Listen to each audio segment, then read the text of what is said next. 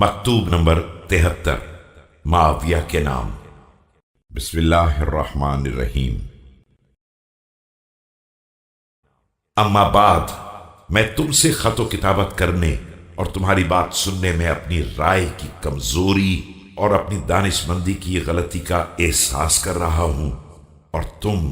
بار بار مجھ سے اپنی بات منوانے اور خط و کتابت جاری رکھنے کی کوشش کرنے میں ایسے ہی ہو جیسے کوئی بستر پر لیٹا خواب دیکھ رہا ہو اور اس کا خواب غلط ثابت ہو، یا کوئی حیرت زدہ منہ اٹھائے کھڑا ہو اور یہ قیام بھی اسے مہنگا پڑے، اور یہی نہ معلوم ہو کہ آنے والی چیز اس کے حق میں مفید ہے یا مضر۔ تم بالکل یہی شخص نہیں ہو، لیکن اسی کے جیسے ہو، اور خدا کی قسم کہ اگر کسی حد تک باقی رکھنا میری مصلحت نہ ہوتا تو تم تک ایسے حوادث آتے جو ہڈیوں کو توڑ دیتے اور گوشت کا نام تک نہ چھوڑتے۔ اور یاد رکھو کہ یہ شیطان نے تمہیں بہترین امور کی طرف رجوع کرنے